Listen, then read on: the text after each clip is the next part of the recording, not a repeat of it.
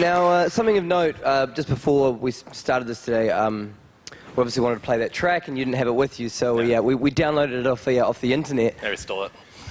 I wonder if you'll get in trouble for that, stealing off yourself. Yeah. Now, I mean, what's your whole attitude on the whole download thing? Personally, I don't mind it at all. I think it's nice that if you don't have a lot of money, that you can take music off the internet. You don't have to pay for it. I think most people, if they have a lot of money, then they'll probably consciously want to buy it anyway. So for me, it's I look at it as one, being incredibly good exposure. You know, two, I'd rather have people listening to my music than not. You know, if they want to listen to it, cool. A lot of the time, also, you know, certain records are really hard to find, and you know, I steal music off you know, Soulseek or whatever sometimes, but it's usually tracks either that I already have and I'm too lazy to drop them onto my computer myself, or they're tracks that I just haven't been able to find. And if I was to find them in a record store, you know, certain tracks I'd probably buy 3 copies of them. You know, so it can be hard. You know, I don't steal music that that's on like a major label that's available to me. I'll just go out and buy it. But you know, certain things I don't think it's a problem, and I don't care if people. Yeah, I don't care if people do it.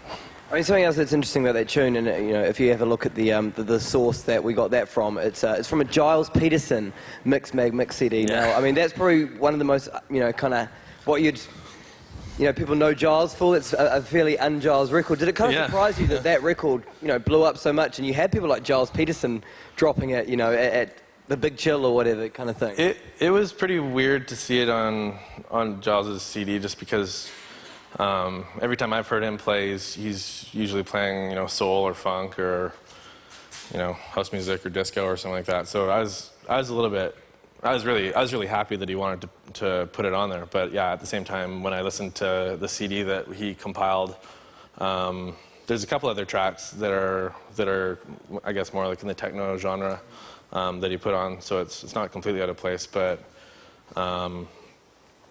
It has a lot of tracks that are like kind of like breakbeat and hip hop and stuff like that I actually think just rip the shit out of my track. So it's nice to be on there. You know, I don't think it's at the same caliber as a lot of the music that's on the other part of the CD myself. But I mean, in terms of you know you know, dance floor action, Decompression was essentially one of the biggest tunes of last year. I mean, when you wrote that tune, did you realise that but it's a bit of a monster I got here, or did you know it was just another tune and then you just kind of?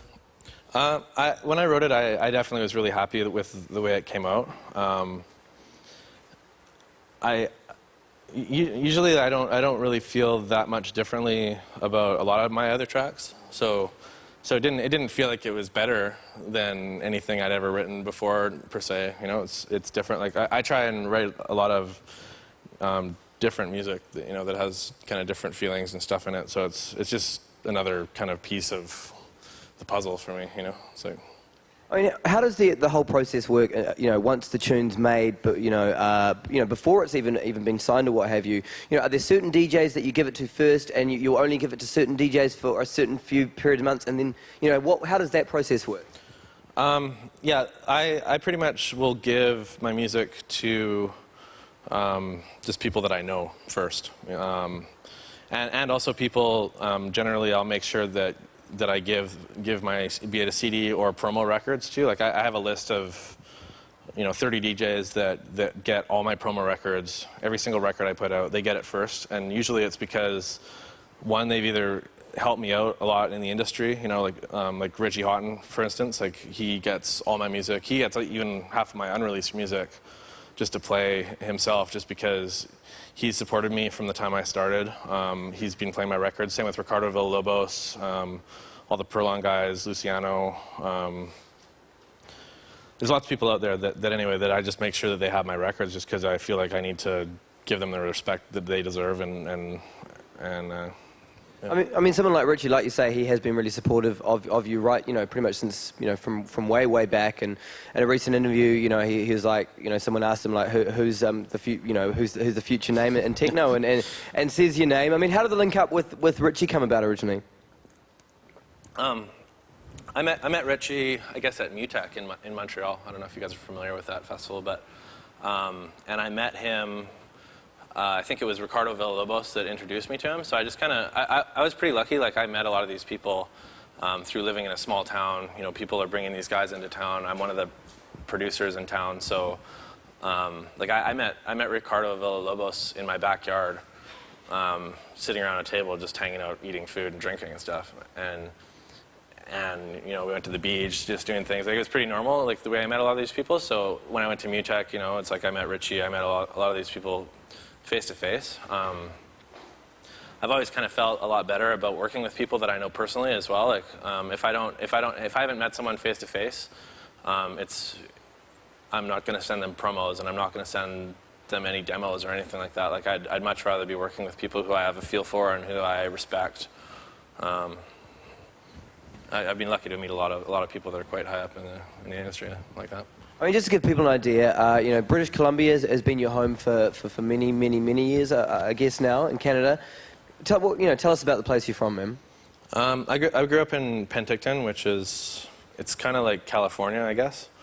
As far as climate, it's just desert. You know, snows every once in a while in the wintertime. It's a really small town. There's lakes on either side of it. There's next to no music scene there at all, other than country music and heavy metal and stuff.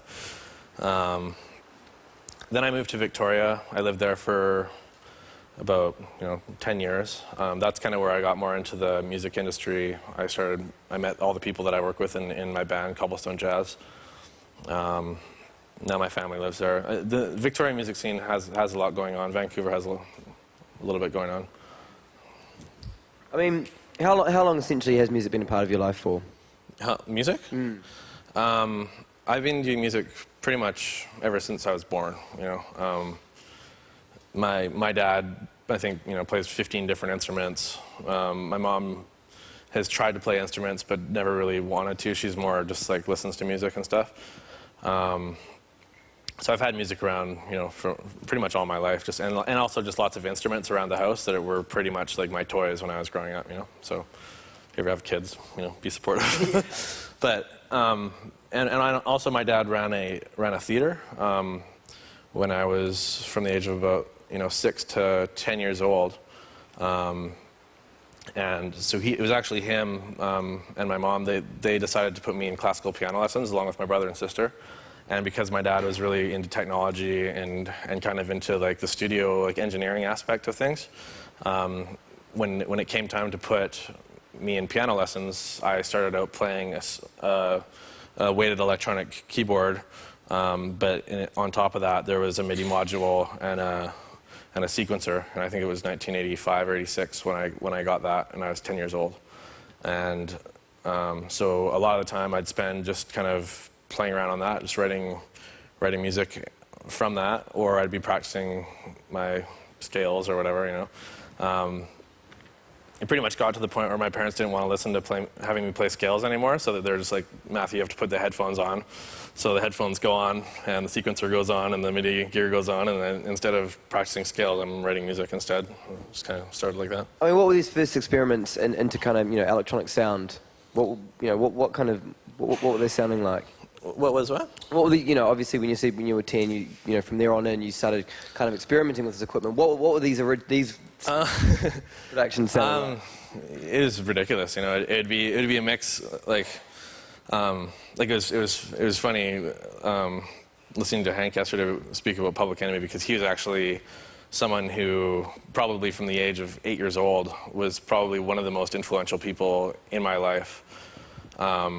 It was people like him, Herbie Hancock, lots of like kind of like breakdance electro music that I don't even know who I was listening to, but it was just on the CBC at the time, which is the local Canadian radio station. And then it was mixed with a lot of, like, my influences came from a lot of folk music from my parents and classical music as well. So the music I was making would be like cheesy remixes of kids songs, like I remember I did an electro remix of the Sailor's Hornpipe, if you can, what I mean, like just stupid shit like that.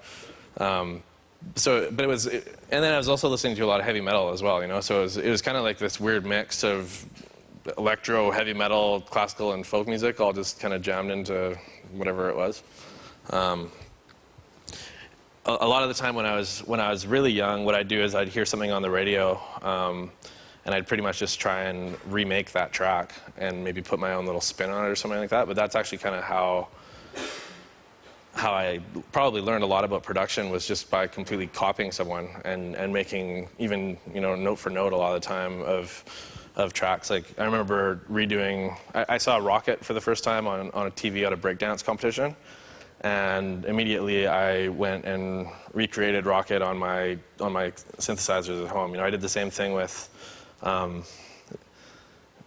that track from Axel F that was on the Beverly Hills Beverly Hills Cop soundtrack. Which, you know, unfortunately for everyone, you know, mostly around the world, will remember it as the Crazy Frog ringtone. Yeah. Because I did a lot of stuff like that, and it's weird because, you know, I'm 10 years old, right? So it's like I don't have a lot of, like, I didn't have much exposure to like any sort of underground music. It was just all stuff that was like really kind of poppy at first, you know, and then the stuff that like really intrigued me, I can't remember who the artists were. I can't remember even what it was. It was just a lot of like university radio and local radio that I'd listened to. Yeah. I mean, when did you actually first kind of get in contact with you know, dance culture, as it were? It wasn't until I think 1994 maybe that I started going to raves, and so yeah, I was like, I would have been 17 or 18 years old at that time. And I mean, you know, hearing all this music for the first time, did you kind of notice similarities and sounds that you had been already experimenting with for years before that?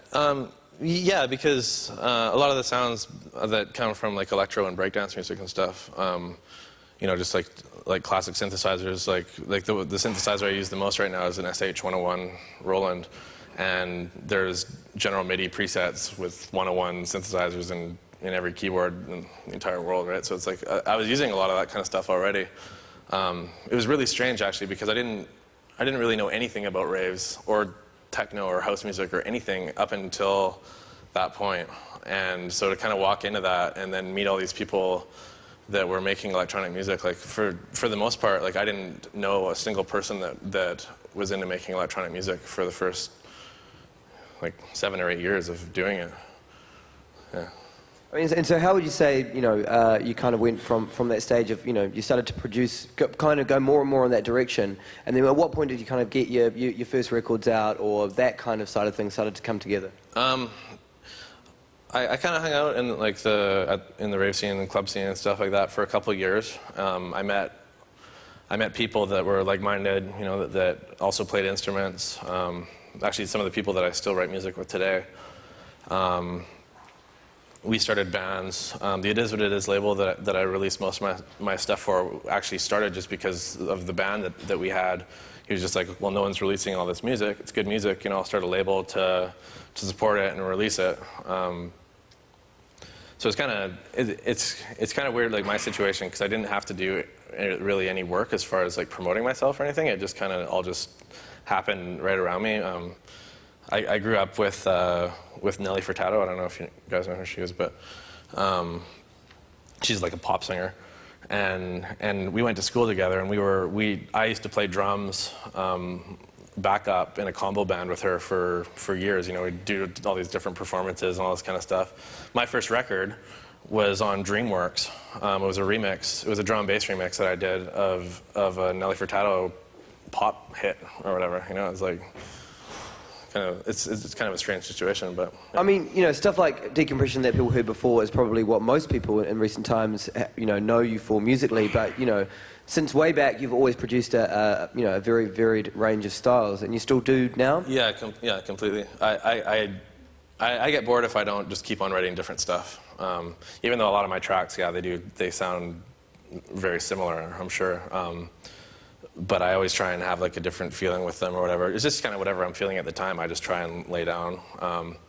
I write my tracks pretty fast, and I find if I spend too much time on writing a piece of music, it usually turns into something where I'm like picking apart pieces of it and stuff like that, and I'm losing the soul that actually like really makes what that music is.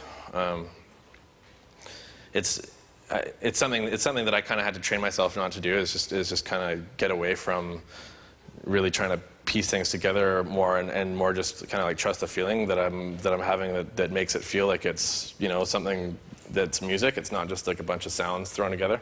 Doesn't matter how good those sounds might be, or like the production quality of it or anything like that. Like, that's not really that important the way I see it. It's more just like capturing that feeling. The way I write music, it really just depends on the kind of mood that I'm in, and you know, I just try and put that down as fast as I can without it turning into something that sounds more contrived.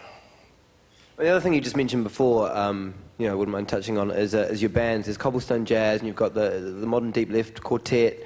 How long have these bands been going for, and you know, who else is in them? What role do you play in them? Cobblestone Jazz evolved from a band called the Modern Deep Left Quartet, which the keyboard player in my band started. He asked me to play in it. He asked my friend Patty, who DJs under the name Tiger Dula, and also a guy named Colin who goes by The Mole. He's out in Montreal. He releases techno and stuff on like Snowsure and different labels. But so he this guy Dan, he basically he's probably the best jazz keyboard player that I've ever witnessed play. Like, it doesn't matter who it is or where they're from or anything like that. Like this guy he's like a walking musical note. Like, I don't understand how he does what he does. But anyway, he just is this music that he plays. So I'm really lucky to be able to work with him. He's a great songwriter, great player. And so Colin, the Mole, he left Modern Deep Left Quartet. We just changed our name to Cobblestone Jazz so that we'd have a new band, we could keep on working or whatever. And that, I guess that band's been going for about 5 years. And I mean, musically, what kind of sound are we talking about here? Cobblestone Jazz and Modern Deep Left, we've played down tempo, some kind of semi-hip-hop sounding kind of stuff, a lot of drum and bass, a lot of house music, a lot of techno. The way that the band started, like we don't practice, we just play. So we just take gigs every week, and it was just like improvisation. I was classically trained in classical piano and jazz drumming.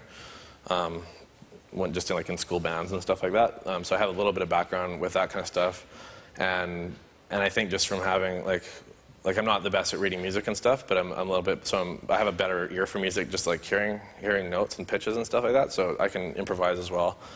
So it was a lot of just me and Dan kind of bouncing back off each other. Like, he'd be playing something on the keys, and I'd be queuing something up in the headphones that I'd write like on the fly on the SH101 or whatever it was, whatever synthesizer that I was doing, and I'd just write bass lines just that basically just go along with what he's playing, you know, and we just bounce back and forth. And so we just kind of kept on doing that, and because it was always improvisation, it would go anywhere. You know, it's like if I felt like the tempos should start getting higher, then I'd turn the tempo up. Or if like it was pretty, there's no boundaries in it of what we were doing. So it could turn in from like a jazzy house track. It could turn into drum and bass in a matter of minutes, just like out of nowhere, just because someone decided to jack the tempo up and do something different. You know, so we just kind of play whatever we want. And the band's still very active now? It's semi-active. We're still putting out records. They live in Victoria, I live in Vancouver, so it's a little bit hard. Both of those guys actually just had babies, and the keyboard player had twin boys, so he's going to be probably a little bit busy changing diapers for the rest of the month. Should we? Now you bought some pretty much some brand new stuff with you. Should we have a listen to? Yeah, sure. This track I'm going to play, it's a track that I wrote. I guess on Tuesday, and I did this mix just because I kind of wanted to pop off a mix before I left, because I knew that when I came down here and after I go back, it's my wife's birthday, so I'm gonna go away for a couple days. So I wanted to just try and capture it because I was procrastinating doing the mix of it. So it's not done, and I'll actually I'll play this track for you guys, and then I'll kind of talk about maybe some of the things that I'd change that I don't like in it and stuff, and maybe some of the crappy production stuff that doesn't work for me. But yeah, it's just a mix I did. And when I say do a mix of it, I don't mix on computers. It's all outboard equipment, and so doing a mix for me, this is basically me with 24 channels of music going from all different synthesizers and effects and stuff like that, and I just hit record on a stereo track, whatever it is, computer or a reel-to-reel or whatever it is, and just do the mix live. So that's kind of. I mean, one thing I was going to say before you play the track, when you actually go into the studio and you're about to make a track, is there a particular thing you're thinking about? Are you thinking about the dance floor when you make it? Are you thinking, okay, that this tune would work really well in what Richie Hawtin's playing at the moment? Or, if there's a particular label that you might be doing a project for? Tell us a little bit about that. It's kind of it just depends, because I do music for a lot of different reasons. I do music for myself, as a vent. I do it as a way of meditating. I do it to make money. I do it for my friends. I do it for the dance floor. And some those kind of elements will play different roles more in different tracks. When I started off doing music, the general feeling that was behind a lot of my music was me having problems with my parents and sitting downstairs in my basement for 7 hours every night with the headphones on, basically just making music that was incredibly sad and it was just a vent, right? It was just a way of me escaping reality or whatever, And it was also very calming for me, though, because it was just writing a diary. And it's weird, I wrote, all my tracks were just dates. It's just dates. And it just really reflected a lot of the way I was feeling a lot of the time. Over time, kind of halfway into playing with cobblestone jazz, it was still very me being really introverted and kind of just kind of really just dumping all my shit that I had inside of me on the table. And I actually made a conscious decision to stop dumping quite as hard, because what would be happening is that I basically came to a realization is that I'm playing in nightclubs.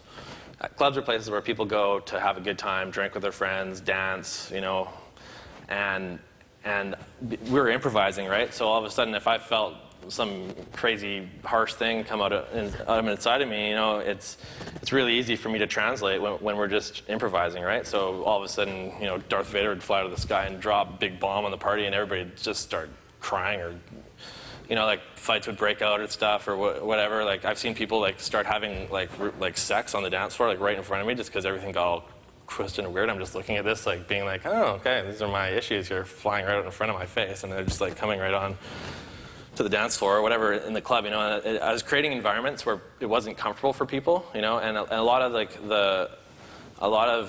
a lot of the music, that I was making, because it is a total kind of how I'm feeling at the time or in my head, and I was using that as an escape for me. I realized that's not necessarily what everybody else wants to be doing at the time, because if I'm creating frequencies and creating music for myself that are allowing me to release, be it bad or good energy, that's not necessarily what everybody wants to do. And it's also not responsible, because everybody in the club or at a rave or whatever, they're all corked out of their trees on drugs half the time. And to do that to a bunch of people, that's not the right time for them to be dealing with all that stuff, right? So I started making more conscious decisions to try and make music that was more okay, let's party, let's hang out and have fun and drink and kick it with our friends or whatever, and not be so introverted and be always just dealing this is me and my own issues on everybody. It's not really fair, So a lot of my tracks now are they're made for the dance floor. They're made for DJs. You'll notice with that last track, it didn't even really start going until 2 minutes in, where I'll purposely put things on my tracks now where it takes a long time for the beginning of the track to even get going, just because it's going to take 16 bars for a DJ to max to really line up their mix anyway, and so it's nice to have it kind of creep in or whatever, but I still make music for a lot of different reasons. It's at home, I usually just don't even hit record. I'm just usually doing it because I just need to do this meditative thing for myself that is just kind of just the way I talk to myself and just experiment and stuff like that. I never really feel like I need to even record. but I do think about the dance floor when I hit that record button. There is a reason why I'm hitting that record button. It's either because it's something that I need to record for myself. That's not just me experimenting and talking to myself anymore, or it's for a record label, you know, which means usually it's like for the dance floor, you know, or for other people to listen to, and then so I'll take that into account. I mean, some of this, you know, some of this music that you've made that is obviously really kind of personal journals. I mean, obviously, you know, you don't really want to release that sort of thing. It's not really for public consumption. Is that the case, or have you had scenarios when someone's heard it and been like, "Damn, I want to put that out," but it's kind of like, well, to be honest, this record's, it's kind of like, you know, it's a bit too personal. The way I've been thinking about it recently now is that like with my records, like some of it is like me putting it on a record. That's not necessarily meaning that I'm forcing that on people at a club. If other people want to play it at a club, or maybe have it be part of whatever it is, you know, maybe part of a movie or part of whatever, sure, you know that. So I'm not worried about releasing that kind of music. Like if it's like I don't. And in fact, the reason why I started my new label is because I want to be able to release everything, and not have it catered to be like, okay, well, you know, I show Spencer from Is What It Is or Richie or whatever a bunch of tracks, and they're just going to pick the ones that are going to be dance floor hits because they want to have a hot record. Like what I've been doing recently, like my last record that I did, it's like I'll have a dance cut on one side that's cool, and then on the other side of it, there was a 4-minute track with like just ambience. There's no beat at all. It's just like ambient stuff. And just so people know, what was the name of this 12-inch? It's a new one. It's called 719 FM David. And of course, your label was called Wagon Repair. Now, this track we just about to play. I mean, tell us what you were thinking when you were in the studio making this. This track, I wasn't even really intending to even make anything when I made it. I just literally was just kind of messing around in the studio, just for fun. And I'm trying to think of what part of it came first. Oh yeah. I think I made something. Actually, this is a funny story. I was actually supposed to be doing a remix over the next couple of days, and I'd listened to some of the stuff that was for this remix, and I was kind of thinking about what I wanted to do, and I was just kind of messing around doing my own thing or whatever. And I wrote a line on the 101 that sounded kind of cool, and I was just like, oh, okay, this is kind of cool, you know. And I played around with it a little bit, and then it was just literally just for fun. I was like, okay, maybe I'll chuck something else on it and see how it sounds. And then eventually I realized, I'm like, oh, okay, this is kind of a cool track, you know. And then it actually developed into something where I think like this isn't the finished mix, so it's like there's all sorts of things in it that I don't like. There's levels and frequencies in it that make the track all mushy, and you can't really hear a lot of the sounds properly and stuff like that. But you'll get an idea anyway of what it is, and then maybe I'll tell you about some of the things that I don't like about the mix, and maybe even some production stuff that I could do to change some of it or something. And this also has 16 bars of absolute.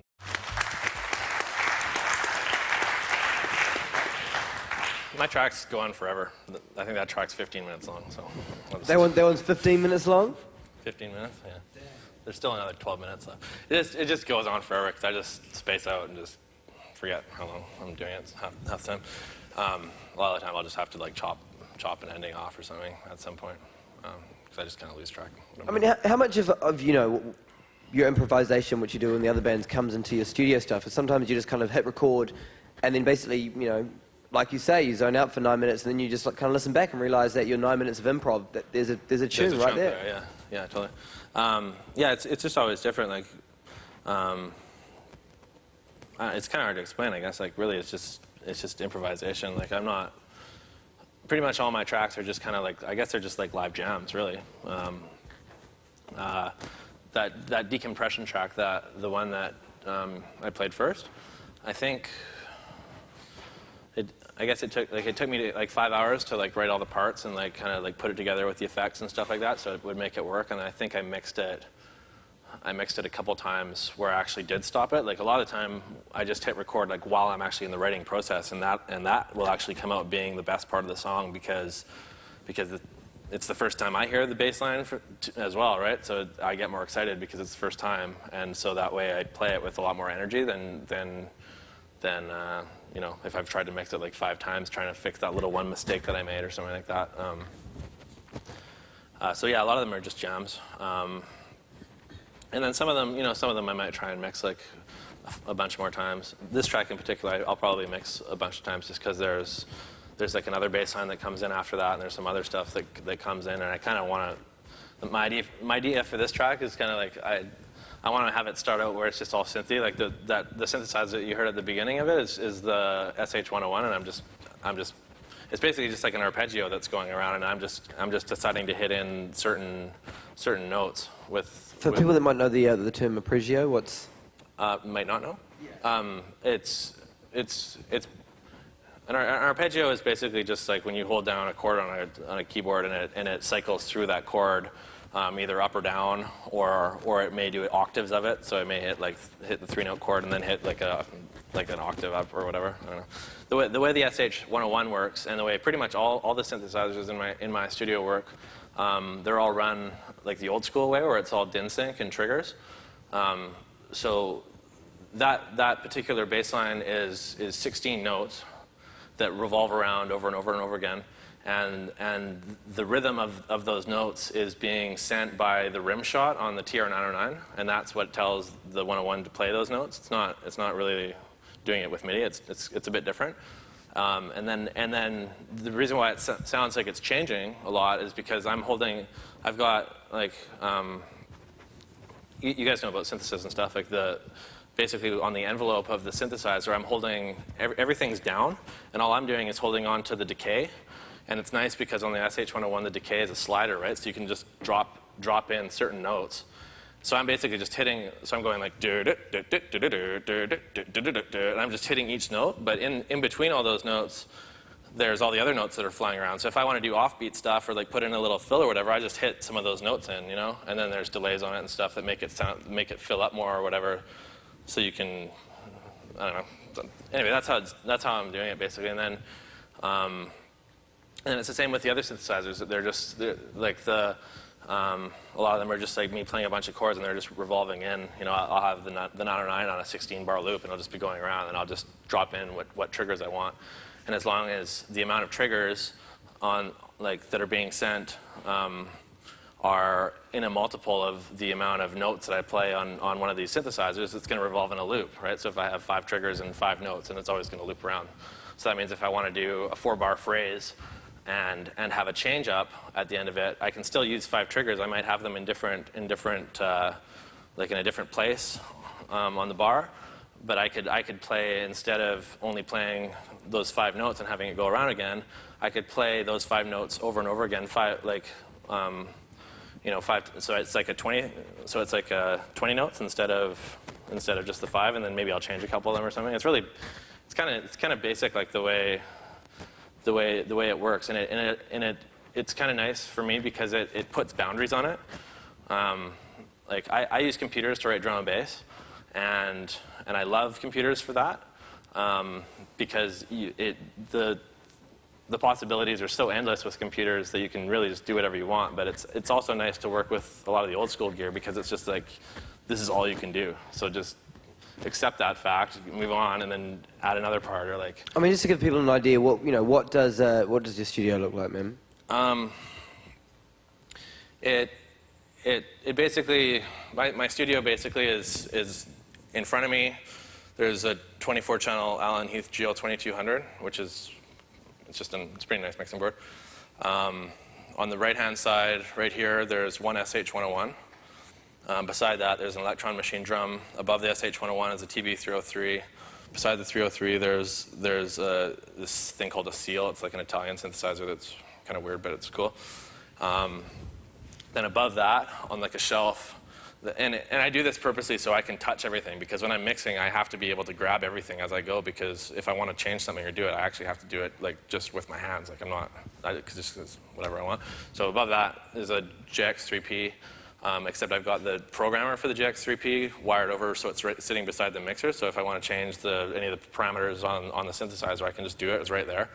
Then above the mixer there's a TR-909. Then I put my computer there just for recording.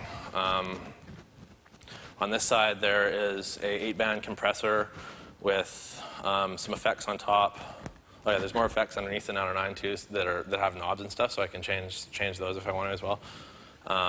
Then to the left of me here, there's a TR-808, with a TR-606 kind of beside it. And then there's like a panel that goes up here, and there's all my racks on this side. And there's a Nord Lead 3 rack sitting here. And then my effects, like I've got DP and Sonic DP4, which goes underneath, and a couple A3s, which are Korgs, which are just like multi-effects processors. Below that, there's a Dofmer, one of those, what is it? Something 16. It's like that it's like a 3-band analog sequencer with like 16 knobs on each one. You can just assign the knobs to pitches or gates or triggers or whatever. Any parameter you want, pretty much. It could be controlling your frequency cutoff on one of your synthesizers or whatever it is. Above that, I've got a System 100M modular synthesizer with a MIDI controller underneath it so I can, I don't know, whatever, just a synthesizer. And then there's another JX3P there, and then there's another SH101 beside the System 100. And then under that, there's another DP4 Plus. There's an Eventide DSP 7000. Another A3. It's all just kind of within arm's reach. So it's really nice to be able to write tracks there, just because you just kind of whatever I'm thinking at the time. Like if I'm going along and I'm like, okay, I need to turn the feedback up on the delays or whatever and wash it out, so I can turn that into a breakdown, and then I can just do all that, and it's just right in front of me. You know? I mean, it's the same with all music, but in particular, more of the more kind of minimal techno stuff. In order, a lot of this music's been played on really, really, really amazing PAs where, the sound system's incredible, and you've got to kind of get every little pop, hissle, crackle, and hiss perfect. I mean, in terms of your monitors, what are we looking at here? This is funny you say that, actually, because I disagree that you have to know about all those little pops. Really? And yeah. My monitors are a pair of monitors you'd find like in a DJ setup, like a club setup, with a 200-watt sub underneath it, and I have a nice pair of Sennheiser headphones that I kind of monitor in between, and but I don't use, like, you can't really monitor with headphones. It sucks. You're never going to get proper bass response out of a pair of headphones. Anyway. The reason why I use these kind of monitors is because my music's getting played in nightclubs. It's not getting played, like, who wants to listen to a 15-minute song, like, long song at home that's doing the same thing over and over and over again, right? Like, I don't listen to techno at home. I listen to Public Enemy and NWA and other shit or whatever, but like in the club, though, you're listening to it in a big room like this, and there's echo and there's reverb, and if you're gonna sit at home with a nice pair of like Adams monitors or Genelecs or something like that, and really like pick out like those little ticks and clicks and stuff like that. It's not that I don't do that on my speakers, but the feeling behind it I find is better. If you're just doing it. So I like it to be jacking loud, and I also like it to be have lots of low end. So I'll always mix with a sub because I want there to be that full range frequency there. And also too, I find like if I've mixed on like a pair of Genelecs or something like that, because they are such good speakers and they are so responsive, you can actually like get into like all these rhythms and stuff like that where you think it's so cool because all these little rhythms that are being created by like really minuscule things that are like so exact because of the speakers you're listening to on it. You put that in a club with a bunch of reverb, and all of a sudden that's not there anymore because that's all echoed out, and all you're hearing is the bass line and the chords and the drums. And if it's a really good room, which most nightclubs aren't, and if you're at a big outdoor festival and it's a nice Function One sound system or like something that's really like nice, yeah, you will hear a lot of that stuff, and great, hopefully your mix is good enough for that. But if you mix on a crappy pair of speakers, like NS10s for instance, like the reason why those things are the standard for mixing on is because they sound like shit. They sound like a car radio or whatever, and that's because if you make something sound good on a pair of those things, it's going to sound good anywhere. My brother has made so many tracks that are so awesome, and his mixes are actually 10 times better. Like that mix that you heard isn't mastered, so it's all boomy in the bottom because there's no low cut that's being put on it yet, and there's no compression at all, and there's all sorts of stuff that mastering will help bring out, like all those little fine points that maybe you want, and that's something the mastering engineer can do. You don't really need to worry about doing that so much yourself. But he was mixing his tracks on a ghetto blaster, a Sony ghetto blaster with drivers this big, and he'd mix track after track after track on this thing, and I'd always be like, Nathan, like, you know, get your shit together. You're spending all this money on gear, but you're mixing on a ghetto blaster.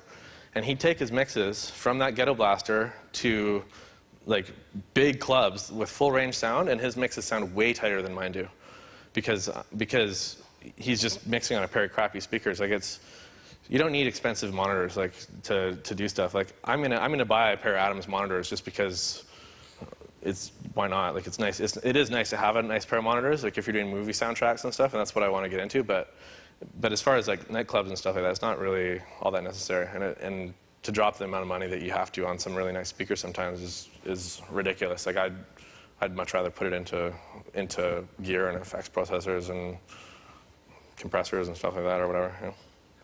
Now, more often than not, when you play out as Mathew Jonson, you're playing live, and you're traveling around the world. You've just given us the lowdown on what your studio looks like gear-wise.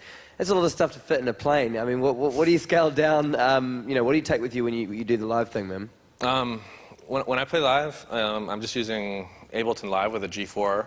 I bring a Motu 828 Mach 2 sound card that I run 10 outs out of, and then I have the promoters rent me either GL 2200 or a Itiswhatitis V20 240.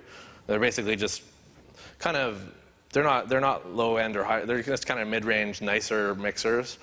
I'll have them rent me one of those.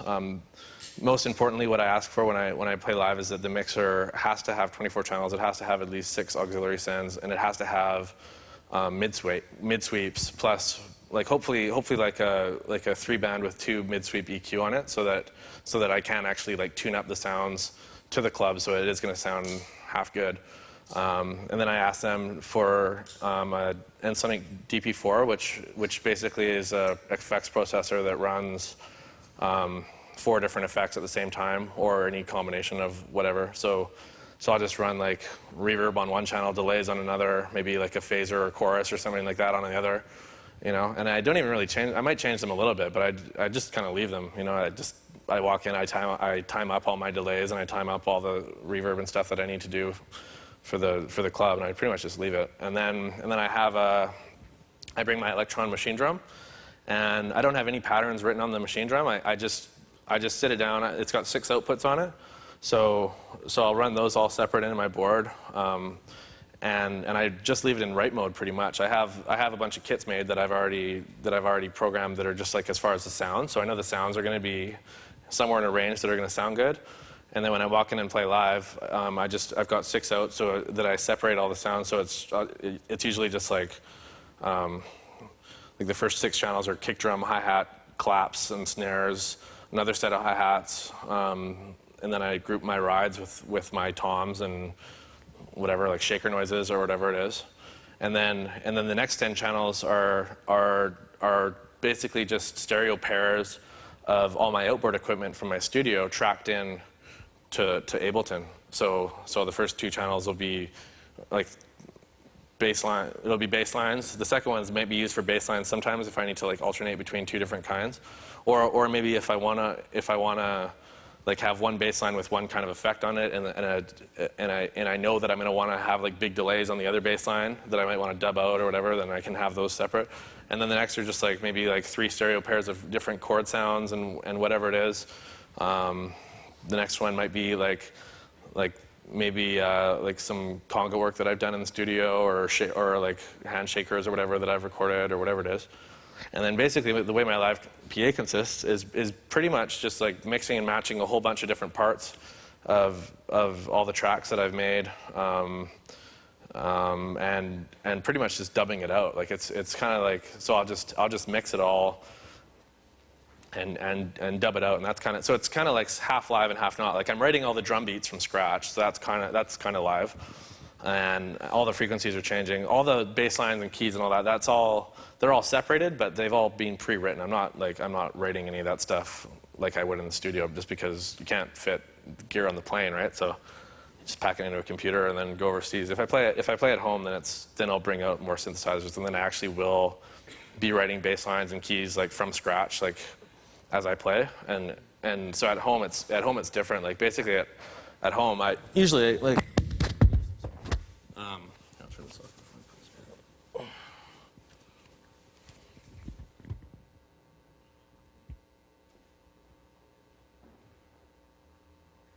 The other thing I was going to ask you is, I mean, how many of you know, do you test out all your new tunes that, you know, something you've got to release you're working on at the moment? You test them out live and then go back and tweak them, and is that never happens? No, because once I write it, like once I write a track in the studio, I can't go back, because with the synthesizers that I use, you know, System 100 or SH101 or JX3P or whatever.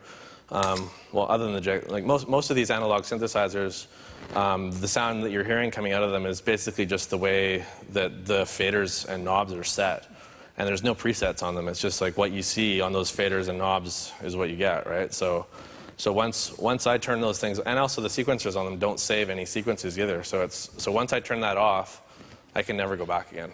So I just do it the best I can. I've probably like half the tracks I've written, I've realized afterwards that there's one part in it that is so bad that that's not even worth releasing anymore. So that's just lost. But you know, who cares? Whatever. It's like music's infinite. You can always write more. You know, so. I mean, obviously over the years as well, you've collaborated with a few people. How do the collaborations work? And you enjoy collaborating? I do enjoy collaborating, but it's very hard to collaborate with people. It is. Music is such a personal thing for most people, and everybody has completely different methods of the way they write music. So it's been really hard. Like, I've been lucky to work with the people that I do in my band because we do work well together. We get into all sorts of arguments in the studio about what should be happening and what shouldn't be happening, or you know, it's hard. It's hard to work like in my band. Like, we're all Geminis, so we're all like which way and the other all the time, and just some of the stuff that happens in the studio is just ridiculous. Like, it gets to the point where one of us is like storming out of the studio pissed off, you know, and just leaving or doing whatever. And but as you work with people, you learn systems of working. Like for instance, like, the way I work with my band is two of us will be in the studio at a time, and one person's out. Because if there's three of us, that's too many heads in the studio to try and do anything creative. Because there's always one person who's kind of not doing anything, and then they're getting bored or whatever it is, and maybe they start thinking about something else. And so it's, you know, get them out of there. Just like one person do it at a time, or two people. You know, it's good to do that. There's also, with collaborating with people, especially with electronic music in any sense, and especially if you're using samplers and stuff like that, the amount of hours of tedious work that you have to do using that stuff it takes a lot of time, and for the people that aren't on that sampler at the time, it's the most annoying thing you can possibly ever have to deal with, just sitting there when you want to make music, but you've got to wait 2 hours for your friend to like level out every single sample so it works the same, and do all the processing on those samples to make it work. You know, it gets tough. Like, and especially like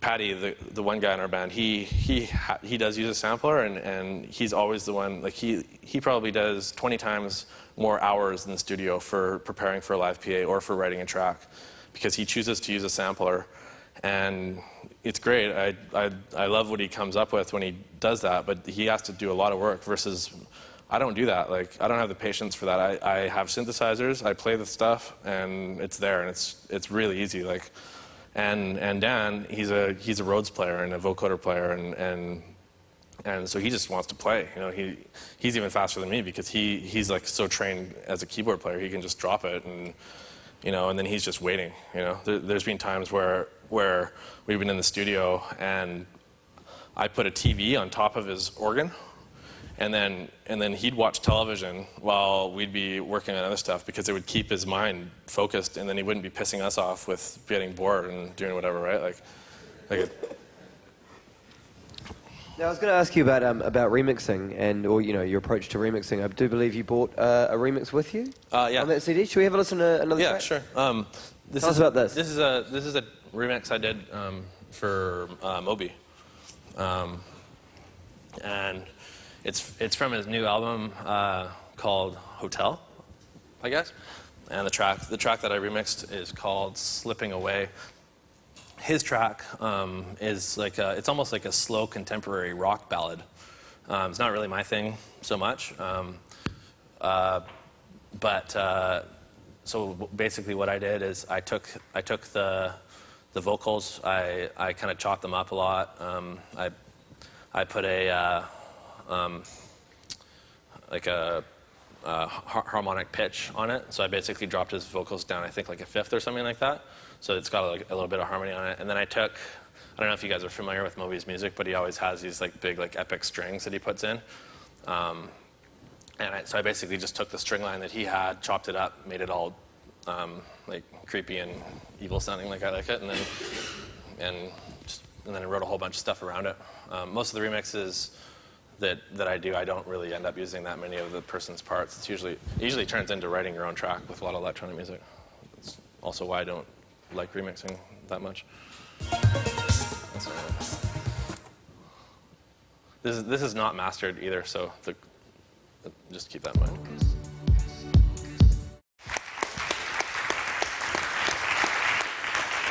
So you said just before you played it, you don't actually like doing remixes. What's that? It's not that I don't like doing remixes. Some of them are fun.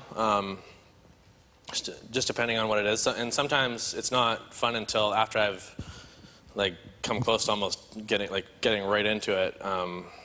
Because sometimes like I never really know what's going to happen when I write music. So sometimes something really good will come out of it. Sometimes like this one, it took me. I was given the remix, and I didn't even walk into the studio until 2 days before it was due, because I couldn't get my head around it. I was listening to this track, and I was just like, I don't know. It's all about like slipping away and like hold on to people. You're slipping away, all this stuff, and which personally, like I don't like. I don't know. It was pushing buttons. It was actually like kind of making me mad listening to it at times. Like, not that like I respect Moby's music and stuff, but like this particular track, it was really hard for me to think about like using the parts from it and stuff like that. I was like, what am I gonna do here, And so I just had to think about it for a long time, and then what I actually had to do was I took the parts. I had to take my computer out of the studio, take the parts, because if I played it in my studio, it'd make me so mad that I couldn't even. It would make me freak out. So I had to take my computer out, put headphones on. I sat on a couch and like just worked with it and basically kind of got something out of it. Like I turned like I think what it's saying is I chopped his vocals up out of like what he said, and I basically made it say focus people, and it says focus people that slip, kind of like if you're fucking up or something like that, like I don't know. It seemed to me like it was a little bit better of a, or maybe not better, but just it seemed to me like it was more me than saying, oh, like, hang on to all these people. Like, it sounded creepy to me but anyway, I don't know. I mean, considering the methods that you apply to production, is there any? And it's probably a pretty hard question to answer. But is there one particular track that you listen back to it and you're really, really proud of it? Of a remix or? Of just a track that you've made. Of anything? Yeah. There's like this. We're trying to download Return of the Zombie Bikers right now. Hopefully it'll download by the time this is over. I couldn't bring it. The tune's called Return of the Zombie Bikers. Yeah, Return of the Zombie Bikers. And it's on your own label. Yeah, it's on Wagon Repair. I like that one. I like Decompression. I like Type-Rope. I like the one like musically, which I think is probably the best, is called Freedom Engine. It's on It Is What It Is, number 5. And it's actually, this is a really weird story, and it just kind of shows like how mistakes and chaos and all that kind of stuff can come into music and make it really good if you just kind of let go. And basically, how I made this track is me and my friends were just sitting around on the couch in my studio, just kind of hanging out, and I was kind of jokingly just like programming it. Like I just programmed in something that was completely random. It had there was no musical influence in this at all, other than maybe like some of the notes that I chose because I knew they were kind of in a kind of similar key together or whatever. I don't know. I play a lot of black notes, which is like totally cheating, and I'll play like black notes with like. When you're saying black notes, just black notes on the keyboard. I play all the black notes on the keyboard. It can almost always sound good in a lot of ways, but in combinations with like white keys and stuff, but like it is pretty easy to make like minor chord and like augmented minor chords and stuff like that if you're playing a lot of black notes. So And because, you know, like the way I explained how the SH-101 works is basically you just program in the notes. I just did it completely randomly anyway, and I just counted to 16, so I knew that I had 16 triggers I had to put in. So I'm just hitting like holding transpose with this hand, and then just plugging in a bunch of notes, and I pressed play, got it looping in a loop, and you know that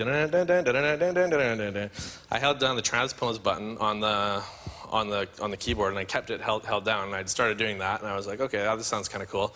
So I was just trying to experiment with myself of how, like, doing something completely random that didn't even sound like what the arpeggio was that I was playing, like how it would make it sound. And it's like, oh, okay, yeah, some of these notes work.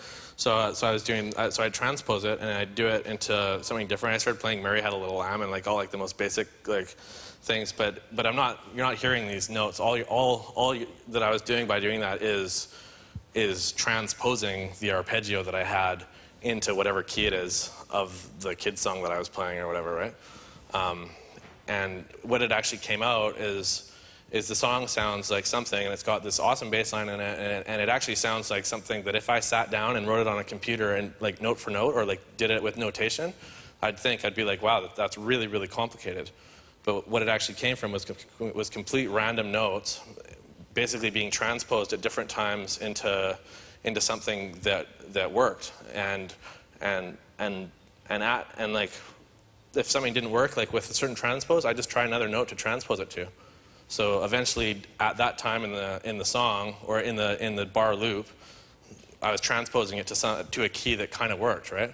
And so the way I mixed this track is I actually had to train myself to hold the transpose button down with my little finger, playing the transpose notes, which was something like da da da da da da da da da da da. Doing that, and that was not like it was actually really hard because I was hearing something that I really liked, which was a completely different bass line, but I had to train myself to do that the whole track, which like in a way that wasn't rhythmical and wasn't anything. It was just like it was the most it wasn't natural feeling at all, right? But it made something that sounded like the most intuitive, awesome, big, like deep track that sounds so personal to me. Like it's actually one of the only tracks that's almost like it actually did make me cry after I made it and in the mastering session when I was listening to it. Like it really hits a chord with me, right? And it just like weird experimentation like that, it worked, you know. And then so I was doing that the whole time with my other hand, and then on the mixing board, like I'd written just a one chord that kind of swelled in with an LFO. That kind of came in, and so I basically like mixed that in, and then I was doing all the mutes and all the fader changes just to make the development of it with the other hand while I was doing that. You know, it's like just weird processes. It's cool to experiment with all these kind of weird things because you never really know what's going to happen. I like letting chaos coming into a lot of stuff, and I try not to like hold on to really technical stuff. Like I do have a lot of theoretical knowledge of music theory and of like studio engineering theory, but I try not to like let that affect me all that much, because if you get into all this like really like heavy thinking about stuff, you're taking away the soul of the music, and like what's more important, you know, the feeling or being a nerd and like going like this with like for hours and hours on your computer. Yeah. Taking away the soul of the music, now you mention it, that is the feeling I have when I listen to the latest production of Richie Hawtin, actually. Of who? Richie Hawtin. Uh-huh. He's like totally into the technical part of it, and yeah, there is no soul anymore. You don't feel. I don't feel it anymore. No. Yeah. It's different for everybody, and I mean, like I've heard some people say that about Richie's new stuff. I've also heard other people say that it's really like super deep and they really get into it. Yeah. For me personally, it's a lot. You're talking about like the Plastic Man stuff, like the closer EP and all that stuff. Like that stuff, like when I listen to it, like it sounds as though it's from another world to me. And for me personally, I can relate to it. And I would disagree with you that there's like no soul in it at all. But it definitely doesn't sound very human to me. I don't know, like but I also don't really know how he works. So. Yeah, but that is something I wonder about. It is interesting to listen to the new production of him because it's a new experience, you know, the way he's building up. It's not so obvious actually, but you were telling about getting into film industry, maybe writing a score. You were also telling about how important it is for you to do improvisations and stuff. Maybe I've heard some stories, but I don't know exactly how it is.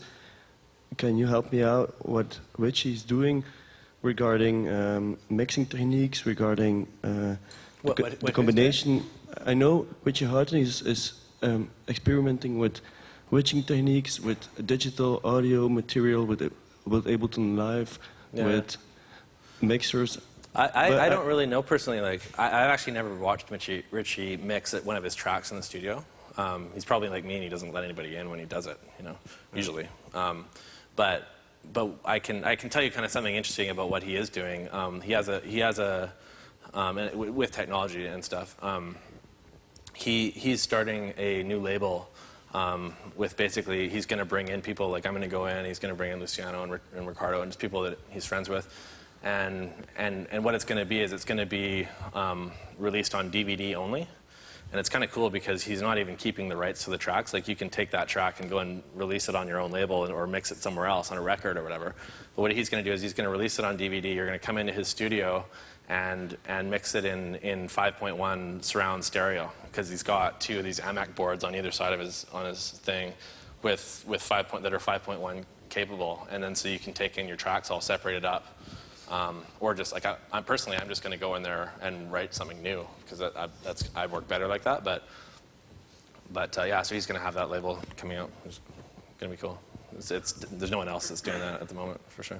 What would you say is like the one biggest production lesson you've learned in the last few years, or what's the biggest piece of advice you can give to people?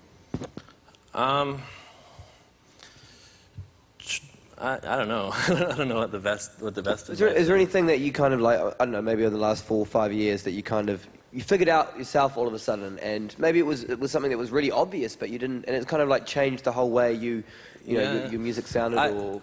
As far as the last couple of years, like there's been lots of little things. Like I think the biggest thing in my career as far as making music was learning not to keep on adding things over top and to not. To try and like back away, like even this new track that I wrote, like there's a lot of parts in it, and I think it needs to be stripped out a little bit. But you don't want to cloud your frequency ranges, right? You want to have certain things. Like Hank was talking about this a lot yesterday. Is like you don't want like certain things hold certain frequency ranges, and you don't want to be taking away from those parts, right? So if you have a bass line, you don't want to stick another bass line right on top of it necessarily. Like it's. Because what I would do when I was younger is that I'd make something and I'd be like, oh, this is cool, and then I'd add a key part, and then I'd add another part, another harmonic part, and all this stuff, and just keep on adding. And the best thing I could say is just to, unless something sounds like it really, like every single part that I write in a track, like I'll add something to it, and I'll sit there and I'll listen, and I'll just feel it, and I'll be like, okay, is this adding to the energy of the music? Like, is this making this more engaging or more like, like is the point getting sharper here, or is it muddying up things and making it so it's not, and part by part and even note by note, like ask yourself, like, is this adding or is it taking away to the energy of the music that you want to be doing? And I notice that if I just trust the way I feel like that, like if it's making me, like I personally, like when I write music, like I get like a physical feeling that basically tells me if it's a part that I want to use or not, and I start feeling like when I'll have a track and I might even have like a bunch of parts already going and stuff, but maybe even just like the slightest little change on the volume on one of the, like on the bass line or one of the parts or anything will all of a sudden make everything together, and it's a track. And I get the feeling as though like there's like a big like energy ball kind of like right like around my whole body, and it feels like it's kind of almost like rolling. It starts rolling or something, or I'll get the feeling as though I'm falling, but like standing on the edge of a cliff, and like I'm leaning over, and I'm not actually falling off, but it's like that feeling of like uneasiness where it's like I feel like I'm gonna fall, you know, like these kind of feelings. Like I don't know how you guys feel about like when you write music and stuff, but for me it's a huge physical feeling that happens to me when it starts, and I just trust my intuition by doing that. It's like, okay, well, what are these parts that you're putting in, like, and if it feels, if I put something in, even though it's like, well, like I wrote this really complicated like key part to put over top of it, and even though it may be like something theoretically that is maybe the best thing I've ever written, or the most complicated chord-wise or progression-wise or whatever it is, you know, and I'm really holding on to that, and I'm like, I don't want to throw it out, like, but sometimes it just doesn't add to the track, you know, and you know, this technology is nice. Like, if it's really something crazy, like, yeah, maybe I'll record it and I'll chuck it into my live set on its own, or maybe write something like around with it or something like that. But just like, I guess just like don't hold on to things. Like if you're the least bit unsure of a part, it doesn't matter if you worked on it for 3 days. Like a certain part, if it's not working, like don't hold on to it, just chuck it out. Because every time I've thrown something in the garbage, it doesn't matter how, like what it is or anything, like it doesn't matter how kind of cool or anything it is, if I throw that thing away, right behind it in the idea chain is something that's going to work.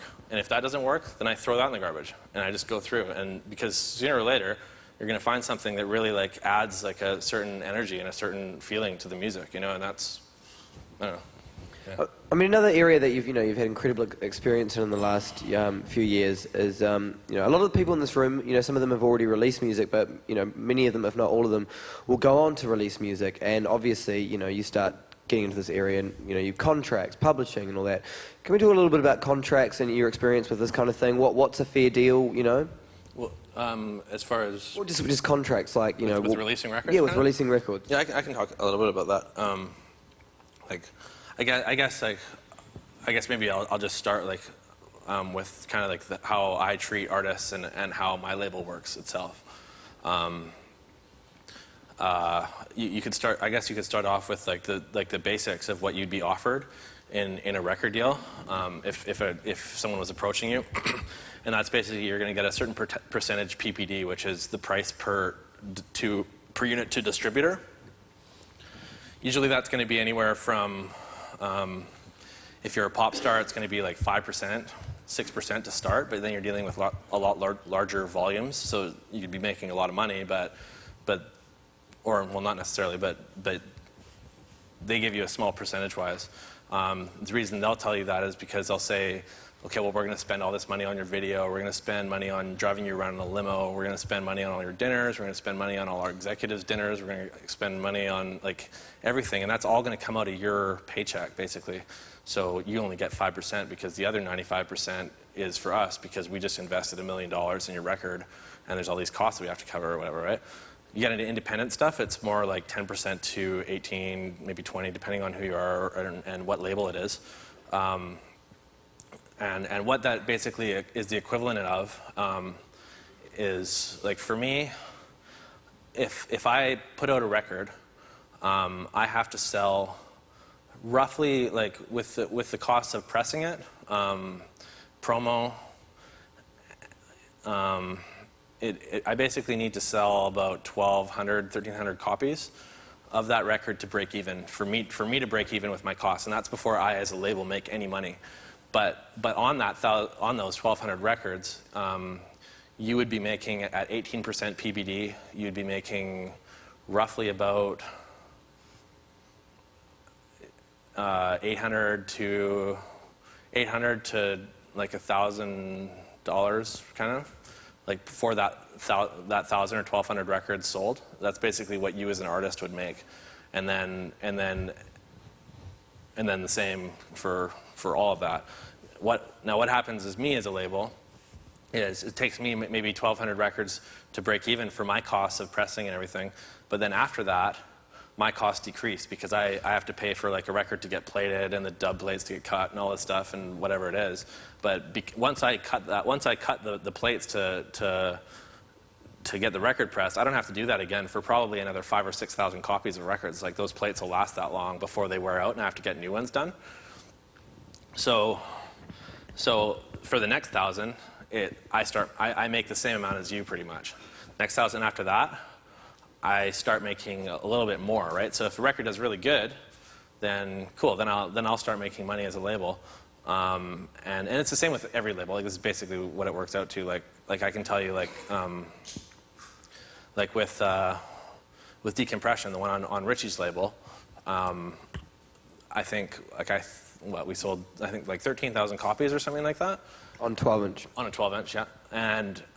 And because there's that many sold, I don't know exactly. I can't remember exactly what it is, but the statement that I was given, I think the label makes like something between $25,000 and $35,000, and I make about 12, right? So the label starts making a lot more money once it starts getting more popular. Now, there's things you can do as an artist to change that, right? Like, because the deal when you make it with someone, like a lot of labels are going to just be like, this is what it is. You don't want it, then whatever. Like a lot of labels will be like, okay, we want ownership of your publishing, like outright, which actually means they own your track. They have to give you a percentage of that every time they sell it. But as far as the actual rights to that track, they own it for eternity if you sign over your publishing. So don't ever do that. And they could sign that over to a Fisher-Price Kitties commercial. You've got no say in it. Whatever they want. Yeah, they own the rights, right? If you give them publishing, then they own your track. You don't own it anymore. You don't have any say in what happens with it, other than what the stipulations are in that deal. Like one, yeah, we have to always say that it's your track. We have to list the title and your name after it. We have to list whatever credits you put after it. We have to give you 18% PPD after it. If they own your publishing, they'll probably give you a publishing agreement as well, where you make this much money. A lot of people that ask for your publishing will give you some ridiculous amount of money, saying, okay, well, yeah, like we'll give you this big advance. Like maybe we'll give you an extra 10 grand right up front to own this publishing or something like that. But then what you don't realize is that 10 grand you just got, you just sold your track, right? So for the rest of eternity, like they can take that and do whatever the hell they want with it. It could be on a McDonald's commercial or something like that, right? And you'd just be like, oh great, what did I do? Other things that are as far as like a deal that you'll get, you'll have a term, usually a term of signing it over to that licensing. It just means that like 5 years, I own the licensing of your track. Then it's yours again. You can release it on your own label. You can release it like any way you want after those 5 years. You're basically just signing me over an exclusive licensing deal for publishing. It basically means that I have the say of what happens with your track until that term is over. 5 years is like on my label it's 5 years. Most labels ask for 10 years. On my label, PPD is 18%. Most people give you, 13 or 15 or whatever. Because I'm an artist, I try and be like as fair to the artist as I can. Another thing is third-party licensing. Like when you license your stuff, they're gonna say, okay, if I license this to a DJ compilation or if I license this to a commercial or whatever it is, most labels will say it's 50-50. Like you get if let's say like Fabric London says, okay, we want to use... Decompression was on a ton of compilations. On a ton of stuff, yeah. And so most people do 50-50. Like I pretty much always demand that I get 60% and the label gets 40%. Like, when I'm the artist. I also give that to my artist. So as a label, I take 40% and give 60%. But most people won't do that. But it's not bad to demand that. Like labels will give you 60%. You just have to tell them right off the bat. And no matter how, like if it's good music, you can make all these demands. If you feel like it's on a big label and maybe it's your first time like being on a big label and you don't want to rock the boat too much, yeah, sure, take the deal. It's good like for your promotion of yourself. It's good. It's a good career move. Blah blah blah. As long as they're not ripping you off. But you have to make these decisions. Like sometimes.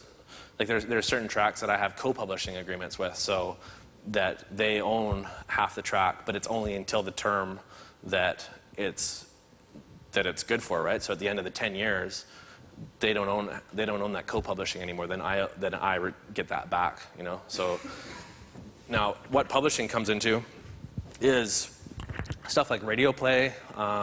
If it's on television, there's lots of different uses or whatever that your publishing can get used for, and that's... If it's played live at a basketball match if it's played live or whatever, and There's lots of different music, like in Canada it's SOCAN, in the States I think it's BMI, and also there's something else. But every country has different publishing stuff. Like Garnier in Germany. Yeah, and if you give your publishing away, all that money that's going to be coming in from your track, you don't get either.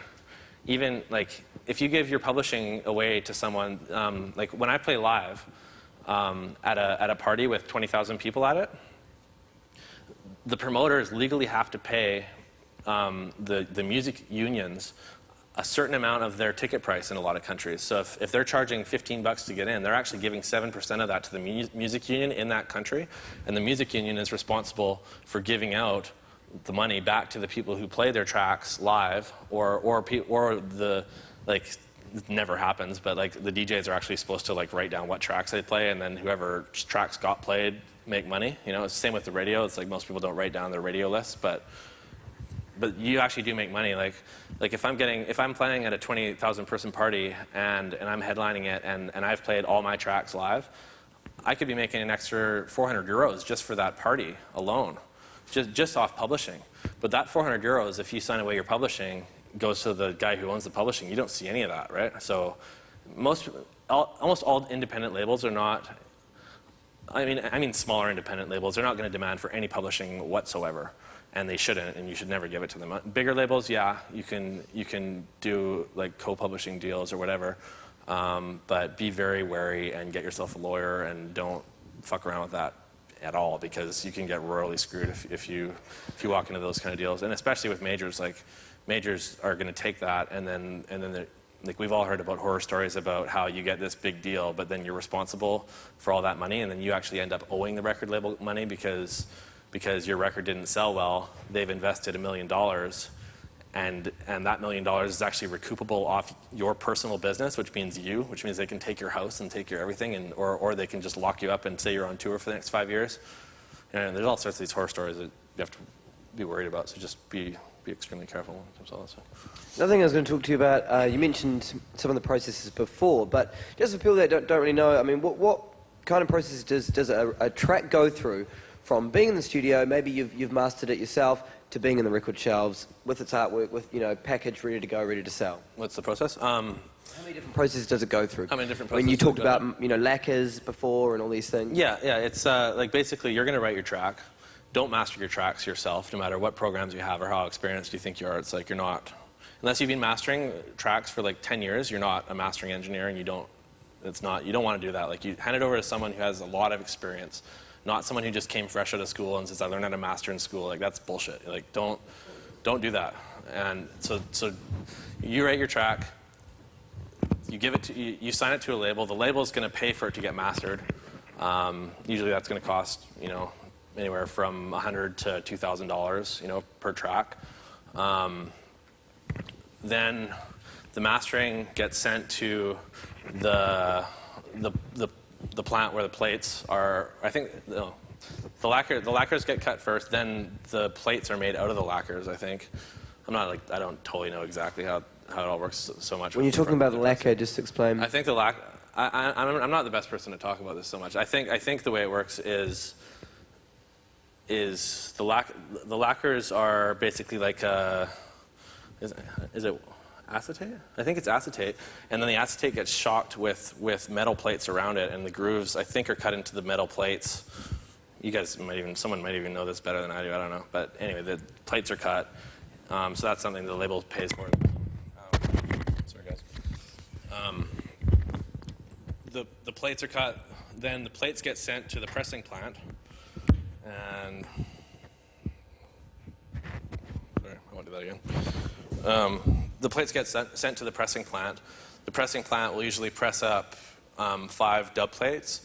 And if they don't do that, that's something you can request.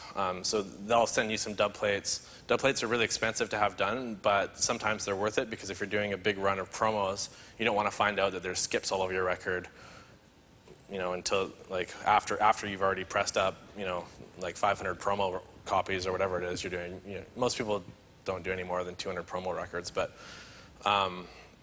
so what'll happen after is either test pressings, which will be promos, or dub plates will get pressed. Then they send them back to the label. The label will reference them check the mastering.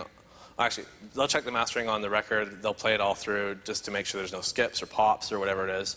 Then the label will say, okay, they'll give the go ahead to the pressing plant, and then the pressing plant will just go ahead and then press up whatever you want to have done. While you're getting your records pressed, you're usually having all the artwork done. You're having all your covers pressed up. You're having all your labels pressed up. Those all get sent to the plant or the labels, depending on what kind of agreement you have with them, and they just put everything together.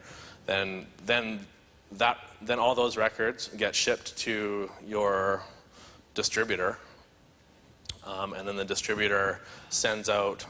Well, actually, the promos get sent to the distributor first. Then the distributor sends out all the promos to record stores, DJs, whatever. They place all their orders back with the distributor, and then the distributor will either tell you, okay, yeah, we need 5,000 copies of this or whatever. Then you just press them up, send them to the distributor sends them all out. The process usually takes us about, like, from the time the track is done. If we were to just do it right away and try and get it out, it can take a month or whatever. You know, usually takes a couple weeks. Usually takes like a week for the lacquers to get it done up. Like another week or two for everything to get pressed up and have it sent back and forth and all the artwork pressed and everything. Speaking of distributors, I mean, what are you looking for in a distributor? And can you explain things like, you know, for example, a P&D deal and all these sorts of things? P&D deals are pressing and distributing deals, and that's where the distributor will actually just take your music and then they'll just deal with everything, and they'll actually flip the bill for it too. And on top of that, then they take a cut. So it's almost like they take a cut where normally they wouldn't, but they're also putting up the money to have your release done as well. So it's almost kind of like they're the real label, and you're kind of more of a person who's giving it to them with an idea of a sub-label of theirs, but they're the ones that are paying for everything. P&D deals are a great way to go. If you don't have a lot of money and you want to release your own music, it's an awesome way to go because you're not losing anything and you don't have anything at risk really. On the other hand, a lot of people that do P&D deals, they handle it in their own way. They might even, if they have a whole bunch of different labels that they're playing with, that they're making money off of, there might even be like some sort of hierarchy where they're pushing one label more than the others, and your label's sitting back here, even though the demand says, yeah, we could sell 10,000 copies of this. You're not friends with the P&D deal guy as much as this guy's friends with the P&D deal guy, so he'll release, like, there's all sorts of politics that come into it and stuff. If you can afford to put it out without a P&D deal, you might as well just do it yourself, you know. As far as what you're looking for at a good distributor, you want to look for coverage, and in by coverage I mean like who does that distributor deal with, and how far do their arms reach out over the world to be able to get your records out, you know, like a lot of distributors will want to be exclusive with you, and that can be good in some ways and really bad in others, because what can happen is if everybody's going to lie to you pretty much about, like, when it comes to like having like an agent or being a distributor or whatever, they're all going to say, we have coverage in Japan, we have coverage in South America, we have coverage in Australia, blah, blah, blah. And usually distributors have coverage in the country they're in, and that's it. And maybe a little bit somewhere else, but not very much. So just be wary of that or whatever. But so look for coverage, look for how much, like, how far they can go. Look for their roster as well, like what other labels are dealing with this distributor. You know, do your background work, like look for like how long has this distribution company been around? You know, like, are they reputable? Do they have any like bad history, like ripping off people or like telling the label that, yeah, we're only pressing 5,000 copies and really they pressed 10 and they kept all the profits from the other 10? You know, like there's all these things. You want to make sure that when you sign especially if it's exclusive, you want to be able to audit your distributor so that once a year you have the legal right to audit that distributor, which means you can send an accountant to their office and go through all their paperwork to make sure that they're not ripping you off. Because a lot of them will. You know, it's pretty easy to, if you're in a different country, to, you know, and record labels will do this too. That actually comes back to being an artist.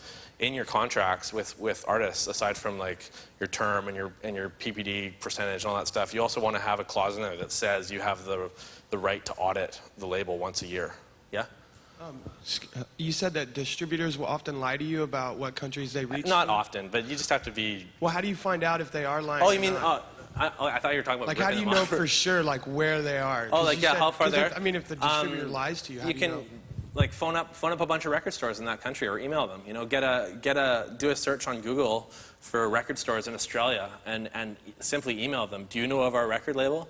Do you know, like, and they'll be like, yeah or no. Like, yeah, we get it from these guys, or yeah, we don't. And it's like, okay, well, if you don't, like, you can either tell them, you know, you can help your distributor out. You can say, okay, well, yeah, this is our distributor. Contact them if you want our stuff, you know.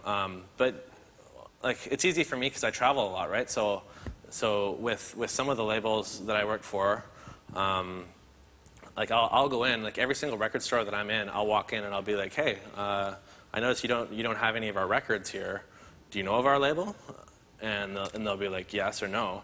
And then you know, okay, well, yeah, my distributor just told me that he had full coverage in Japan, and there's not a single record of mine in Japan, and none of the major stores in Tokyo have my record. That means they're lying, right? Like it's smart. I'm paranoid about a lot of this kind of stuff, and maybe overly paranoid, but I don't get into a lot of trouble because I am so paranoid about all this kind of stuff, and it's not. And this is also why I only work with people that I know in the industry. I don't work with people that I don't know personally, because if you don't know someone, it's a lot easier to steal from them than if you do. You know, and that's a pretty negative way of looking at the industry and stuff like that. But the fact is that you know, it's not all good out there. You know, it's like there's a lot of shit going on behind your back and stuff like that. Agents are another really shady ass thing that you need to worry about too, is because you can be on an agency that is telling you, yeah, we have coverage here and there and everywhere, because their agency is trying to keep you in a certain place, and they don't want you to be taking other agencies all over the world, because for their business, the best thing for an agency to do is branch out and to slowly get stuff in those other places, right? And they can't do that unless they have the power to do that with, you know, as an agency and stuff. So a lot of the time, you know, they'll tell you different stuff too. So you just have to watch what you're doing. Like you have to see, like, you don't want to hold your opportunities back by being overly paranoid about this stuff. Like, usually, like, even though I have this like negative outlook as far as what I'm worrying about and stuff like that, like, don't take that too literally, because the thing is that also, if you're paranoid about all that stuff, you're not ever going to get anywhere in this industry. Like, you need to allow that risk of people possibly ripping you off or possibly doing that just in order to get exposure, you know, and to be able to get out there and do that, you know. And a lot of people, you know, it's like, oh, like, I don't know, like, is it cool that my agent's taking 15% of my wage, like, when I'm playing? Like, you know, so that scares a lot of people. And it's like, well, no, of course, like, it's best to, like, pay everybody as much, like, pay your agent, like, I have a remix agent that gets me all my remixes with Universal and Virgin and DreamWorks and all this stuff, and he takes 20% of what I make off a remix. You know, so and if I'm doing a remix on a major label, that can be a lot of money that he's making. But I wouldn't get those remixes or get any of those shows if it wasn't for that agent, right? So, and you have to deal, like, when I started off, like, dealing with distributors and agents. When I started off, you come in and you're usually working. It's not even that half the people are bad. It's usually that, like, people at the bottom of the music industry, be it agents, artists, or distributors, they're all struggling because there's so much competition in the industry that they really are just struggling, and so they're going to try and just protect their business as much as they can. It's not necessarily that they're doing anything like malicious or anything like that. They're just trying to, like, survive themselves, right? Like, the music industry, like, since all this downloading and stuff and everything started happening, and since, like, there's been, like, a bit of a, like, worldwide recession over the last couple of years or whatever, the music industry has been one of the largest things hit. Like, DJs were making, you know, some of the top DJs were making $10,000, $20,000 a show at one point, whereas now they're making half that, you know. Record sales, you know, like, even like straight ahead filler tracks that didn't even have that much stuff, you know, they'd be selling 10,000, 20,000 copies. You know, now if you sell 10,000 copies, you're like, that's huge, you know, like, it's really on a smaller scale right now than it was before. Almost every single distributor in the record industry in North America has gone bankrupt in the last, like, 2 years. Like, it's been really harsh. Like, there's certain distributors, and even the ones that are still going, all the record labels and like all these people that are flipping all this money into, like, getting vinyl press right now, they're not getting paid. Like, distributors just aren't paying anybody. They'll pay the top labels of people that they want to, like, keep in good contacts with and stuff like that, but everybody else is getting shafted. No one's getting any money or anything like that because it's a recession, like, in the music industry right now, in that sense. You know, So it's, I don't know, there's lots of things I'm rambling.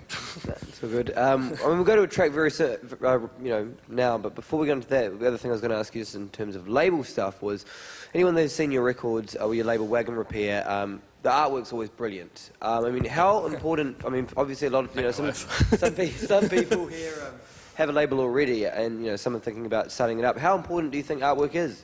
Is it, I think it's completely important myself.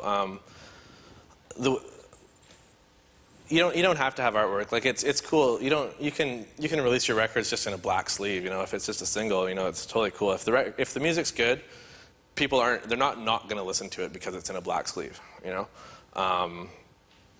But at the same time, if you stand behind your music and you're a label or whatever, it's like it definitely is nicer to have it in a nice sleeve that's cool. It's like with my label, my wife does 90% of the artwork, and I love her artwork. It's like I see having a record label as a way of putting her artwork on the covers and spreading it all around the entire world. And one thing that I do to try and actually help her artwork as well is that the artwork only goes on the first pressing of our records. So if you order it, if you hear our record and you like it, you're going to order it right when it comes out of the distributor's hands, and only the people that order it first, and only how many they order, are going to come across with full artwork. The second order is all generic sleeves. It still says Wagon Repair on it, but it's all generic. And so what that does for my sales is the artwork is actually boosting the sales, because for me, the artwork is awesome, and most people are going to want to have especially if they know it's limited then too, right? This is just their marketing strategies that are just what we thought about. It works for us, and basically is that you want that artwork, right? Because the artwork makes your record cool.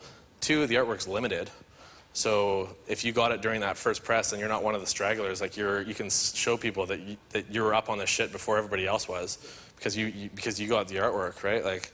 And then so it makes it a nice collector piece. So the artwork is, on the backs of my covers, I'm gonna have my little sister's artwork on the backs of just sketches she's done and stuff like that, just because it's a good way to whatever, just help out all your friends, and it's just cool, I don't know, I just see it as a good front for just putting out everything. I don't even though I do think about record labels and all this stuff in a very business kind of my dad's a keynote speaker for marketing marketing companies and stuff like that, and he's a business consultant and stuff like that. So I've learned a lot about marketing products and all that kind of stuff. And yeah, I can take a total business aspect of all this, but at the same time, I like to my label. I like to run it as unconventionally as possible.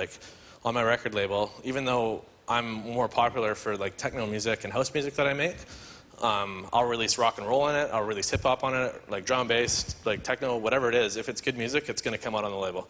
That doesn't make my record sell very well, because what happens then is that my record label isn't just going to go into a box in a record store. It's not always going to be in the techno section. So it actually makes it hard for all the techno heads to get into the tracks, because they're not even hearing half the tracks, because half the tracks are in the rock and roll section or whatever, and that's a decision that I made artistically, that just because it's my label, I want to run it like that.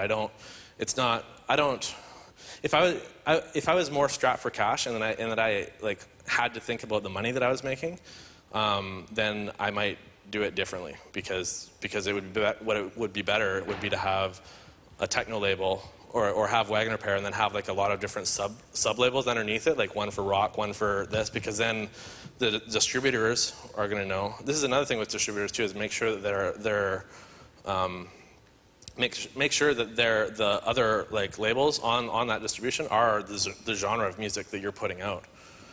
Because if you're on a distributor that's dealing in progressive trance or something like that, and you're a house label, all those people that they're sending to are thinking of that, they're actually looking at that distribution company as a trance distributor, right? And so they're not necessarily going to be ordering all your records that are another genre, right? So I'm kind of shooting myself in the foot a little bit because of putting out all these different musics, but that's just something because kind of artistically, I just think it's cool. I don't believe in like classifying music or genres or anything like that. I don't like any of that. I think it's really stupid, personally. And so it's kind of a way that I can do that with my own label and just kind of get that message across a little bit. It's good in some ways. Should we listen to another track? Yeah, okay. I wonder if Zombie Bickers is on it. Let's check this out. Oh, Zombies is done. You want to dial this one? It's done. I just don't know where it is. Play this first, and then we'll play that afterwards. Play this one? Did we? Okay. Oh yeah, there's the third one, isn't there? Here, this is the Moby one.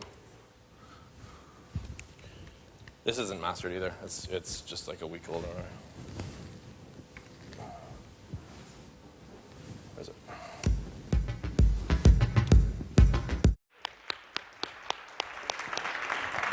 So that's brand new, that one, yeah? Now, I mean, you know, one thing before we go that I definitely want to talk about is, obviously, you know, you release a big tune, the bookings come in, the requests come in, the touring starts to increase. Do you ever get to a point where you actually feel like you need to, you know, take a break from it? Obviously, a whole lot of transatlantic flights pile up after a while. Yeah, actually, right now I'm on a break. I just finished a month of not touring, and I basically just told my agent that, much to her dismay, that, yeah, it's just like, I pretty much toured straight. I don't think I was in Canada longer than, you know, 7 days or 10 days since last February. I probably went back, like, I probably went to Europe like 13 times in the last 7 months or something like that, and South America twice, and Japan twice. And yeah, I just take blocks. Otherwise, you get burnt out. It's just can't really do it forever. It's incredibly tiring, and especially traveling if you're going overseas all the time. Like I think I'd be living in Europe probably, or I will be eventually. But right now, with my family and stuff like that, I've got other responsibilities at home, so I don't do that. But it's a lot of traveling for sure. Speaking of the traveling, though, where have been your favourite places to play over the last, you know, wee while? I think this summer, the favorite festivals that I was at, there's one in Japan called Labyrinth that was really, really fun. Monogross Festival. Monogross people, you want to, hello?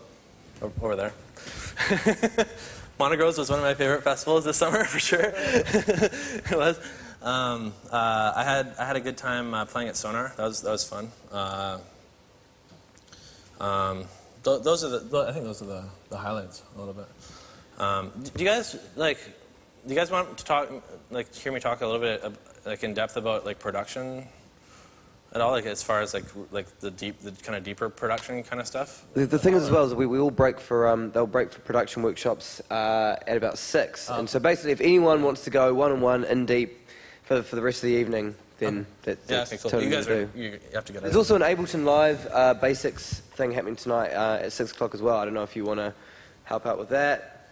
That's probably someone else probably should. I'm not the best at that. Yeah. Anyway, Matthew, I mean, what's coming up in the next wee while for you? The next little bit, actually just yesterday I got asked to do a remix for Christian Egner. Is that how you pronounce his name? From Depeche Mode. Oh, really? Yeah. Just hang on. No. Yeah, I'm doing a remix for them. I'm in the process of doing a remix for Josh Wank for Higher States of Consciousness.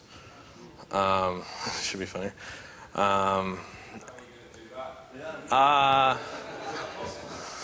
know, yeah, I know. Well, it's funny. I met him down in Brazil, and I told him the story about how I used to be like a crazy raver with like blue sparkles in my hair and fat pants, and he was, because I'm sitting across the table, I'm having dinner with him, right? Like I had to tell him. I was just like, yeah, you know, you should have seen me when I was 18, you know, just freaking out with all my friends and in my bedroom with a strobe light going, you know, or whatever, you know. I was just trying to make him laugh. But it was true, you know. It's true. Like I was going to raves when I was that young and stuff. And so I just told him, I kind of was joking about him over the internet and just said it would fulfill all my raver dreams to do a remix of Higher Stage of Consciousness. And so he said, yeah, sure, go ahead.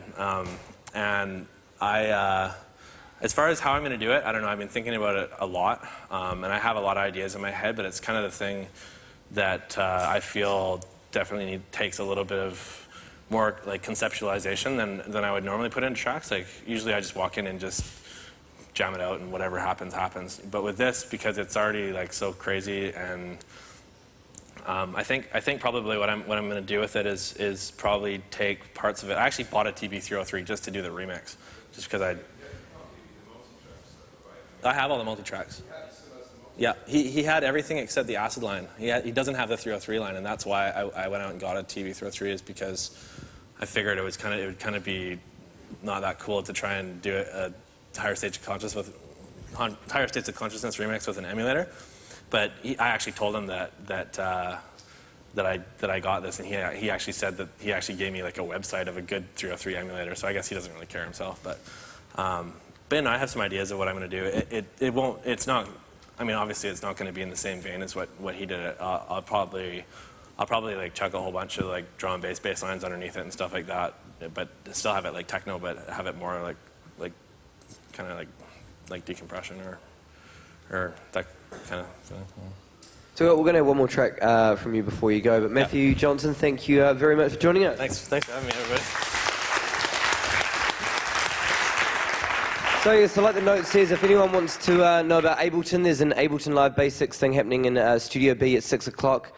And also on Sunday, there's bowling, 10-pin bowling. Everyone's going 10-pin bowling. Everybody will be picked up at the Ace Hotel at 5:30 p.m. Bowling, hooray. There you go. So before we go, what's this track that the whole time the lecture's been going on? Again, thank you very much.